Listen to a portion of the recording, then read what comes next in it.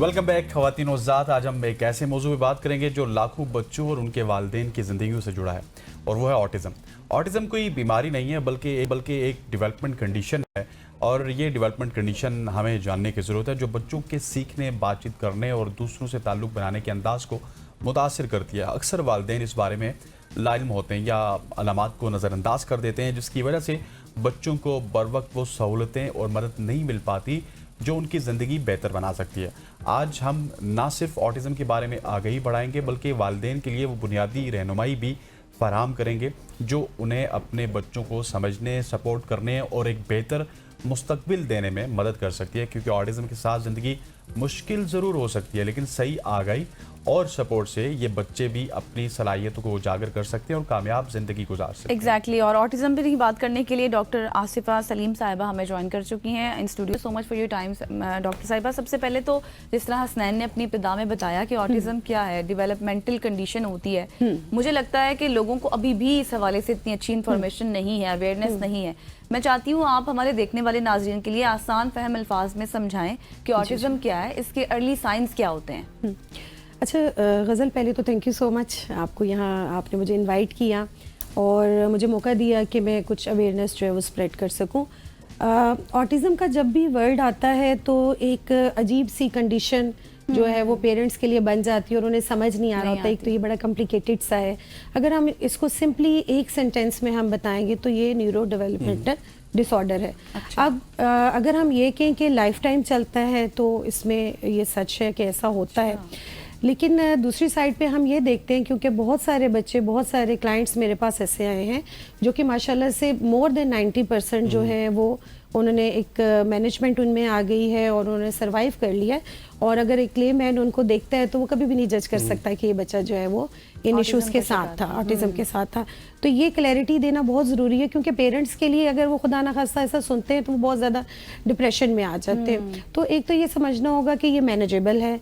Secondly जो बहुत ज़रूरी बात है जो मैं बताना चाहूँगी, क्योंकि अभी हमने वो बात करनी है कि जो डेवलप्ड कंट्रीज़ हैं वो जो इस पर काम कर रही हैं, जो रिसर्चेज हमें बता रही हैं, हमने उसको फॉलो करना है। तो उसमें जो सबसे अहम और ज़रूरी चीज़ है वो है अर्ली इंटरवेंशन। अब अर्ली इंटरवेंशन क्या है? अर्ली इंटरवेंशन है कि बच्चे के पैदा होने से लेकर तकरीबन 6 to 7 ईयर्स का जो उसका टाइम पीरियड है, उसकी जो एज है, उसमें बहुत रैपिडली जो है अब में पॉजिटिव चेंजेस आने स्टार्ट हो जाते हैं और उसमें नियर टू नॉर्मल जो है वो बच्चा, उसके बिहेवियर्स आ जाते हैं। अच्छा, इससे भी पहले हमें ये समझने की ज़रूरत होगी क्योंकि अक्सर जो मेरे पास क्लाइंट्स आते हैं, अगर मेरे पास लेट्स सपोज 100 क्लाइंट्स आए हैं तो उनमें से 90% जो है वो बच्चे आ रहे होते हैं और जो कि इन्हीं साइन सिम्टम्स के साथ आ रहे होते हैं।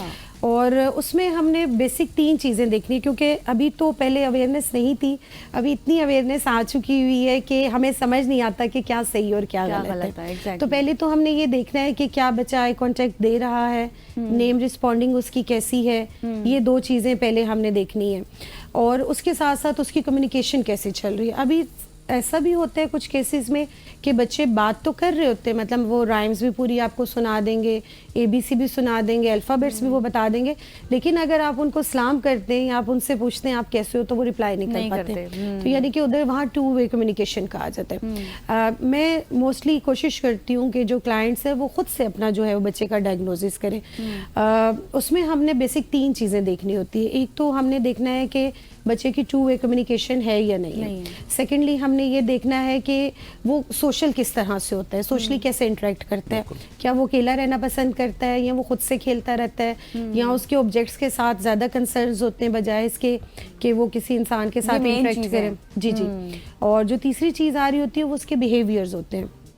अब बिहेवियर्स, अगर हम ये कि नेगेटिव बिहेवियर तो हमारे माइंड में एकदम से आता है कि शायद हिटिंग है, बाइटिंग है, जंपिंग है या इस तरह के जो बिहेवियर्स हैं यही एक नेगेटिव बिहेवियर है। हालांकि ऐसा नहीं होता। जो कि अर्ली आप कह लें कि जो प्री स्पीच स्किल्स भी होते हैं या जो अर्ली लर्निंग के जो साइंस होते हैं, जैसे सिटिंग हो गया, उसकी कमांड फॉलोइंग हो गई, उसकी इमिटेशन स्किल्स हो गई, और इसके अलावा जॉइंट प्ले हो गया, जॉइंट अटेंशन होगी और आई कांटेक्ट हो गया। आई कांटेक्ट, कम्युनिकेशन और बिहेवियर। जी। अगर ये 5 से 6 चीज़ें जो हैं उसकी डेवलप नहीं है तो वहाँ पर भी हम कहेंगे कि इसके जो बिहेवियर्स हैं अपने एज के बच्चों के اپروپریٹ وہ آٹزم کا شکار ہے. جی. اور یہ ڈاکٹر صاحب مجھے یہ بتائیے گا کہ یہ جو میں نے انٹرو میں کہا تھا ڈیولپمنٹ کنڈیشن، یہ سمجھنا کتنا زیادہ ضروری ہے کیونکہ ہم یہ سمجھ نہیں پاتے.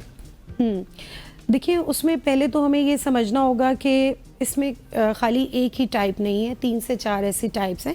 کچھ میں ایسا بھی ہوتا ہے کہ ڈیولپمنٹ ہو رہی ہوتی ہے لیکن اس میں کچھ الگ سے ان کے بیہیویئرز بن رہے ہوتے ہیں، جیسے اس پر جیسے ہم بات کریں گے. جی اس میں جیسے بچے جو ہیں کمیونیکیٹ تو کر لیتے ہیں، سوشلی انٹریکٹ کرتے ہیں بٹ لمیٹڈ کر رہے ہوتے ہیں، تو یہ ساری چیزیں اس میں انوالو ہو رہی ہے. اچھا میں اس کے ساتھ ایک اور چیز بھی بتانا چاہوں گی کہ اکثر ہم دیکھتے ہیں کہ اگر ہم ASD کی یا آٹزم اسپیکٹرم ڈس آرڈر کی بات کرتے ہیں تو ہمارے مائنڈ میں یہ ایک چیز آ رہی ہوتی ہے. اس کے ساتھ ساتھ اگر اور 2 چیزیں انوالو ہو جاتی ہیں، جیسے اس میں نیگیٹو بیہیویئرز بہت زیادہ اگر آ جاتے ہیں جس میں وہ خود سیلف ہٹنگ کا بھی شکار ہوتا ہے یا دوسروں کو بھی ہٹ کر رہا ہوتا ہے، یا آپ بہت عام فہم کہہ سکتے ہیں کہ کسی اپنی ہی دنیا میں ہوتا ہے، تو وہ ایک چیز پرابلمیٹک ہو سکتی ہے. اس کے ساتھ ساتھ سینسری ایشوز کا جو اگر ہم دیکھیں وہ اس کا بہت زیادہ کردار ہوتا ہے، کیونکہ شاید آئی ڈونٹ نو آپ کے ایکسپیرینس میں یہ بات آئی ہے کہ نہیں کہ جو آٹزم کے بچے ہوتے ہیں اگر یہ چاہیں تو یہ پورے سینٹینسز بھی بول سکتے ہیں اور اچانک سے جو ہے آپ کو حیران بھی کر سکتے ہیں، جو آپ نے سکھایا بھی نہیں ہوتا ان کو، کیونکہ ان پٹ جاری ہوتی ہے. اب یہ سمجھ لیں کہ ان کے کنیکشنز جب نہیں ملتے اور وہ کیا پرابلم آتی ہے، وہ ان کے سینسری ایشوز انوالو ہوتے ہیں. اس کو اگر ہم مزید ایک آسان اس میں سمجھنا چاہیں تو بیسک جو ہماری 5 سینسز ہے، جیسے اس میں دیکھنا، سننا، چکھنا اور ٹچ کرنا اور ویسٹیبولر سسٹم جو ہے ہمارا کہ ہماری باڈی کا پارٹ کدھر ہے کیا ہے، یہ ساری جو چیزیں بیسک جو ہیں. اب یہ نہیں ہے کہ اس میں کوئی پرابلم ہے کہ آئی سائٹ خدا نخواستہ ویک ہے یا ہیئرنگ ایشو ہے، ایسا نہیں ہے، بلکہ اس میں جو آپ کی پرسیونگ کا جو ہے وہ جو بھی برین کے ساتھ ریلیونٹ ہے، تو اس میں اگر ڈسٹربنس آتی ہے تو وہاں پر بہت ایشوز آتے ہیں. ابھی ہم یہ دیکھتے ہیں کہ اس کے ساتھ ساتھ ADHD بھی ہو سکتا ہے. اچھا ڈاکٹر صاحبہ اس کی بہت ساری تھیراپیز ہوں گی یقینی طور پر اور لوگ کرواتے بھی ہوں گے، لیکن میں چاہتی ہوں آپ AAT تھیراپی کو بھی تھوڑا سا ایکسپلین کر دیں. وہ جی میں ایک تو دیکھیے بیسک تھیراپیز میں ایک تو ABA تھیراپی یا بیہیویئرل تھیراپیز مسٹ ہوتی ہیں ان بچوں کے لیے. اس کے علاوہ اسپیچ تھیراپی مسٹ ہوتی ہے، مطلب خالی اس کو ووکلائز نہیں ہم نے کرنا، اس کی کوگنیشن کو، اس کی تھنکنگ پروسیس کو، اس کی سیشن کو، اس کی جو ایکیڈیمکس جو ہے اس سب کو بھی ہم نے انہینس کرنا ہوتا ہے، تو وہاں پر بھی اس کی آ جاتی ہے.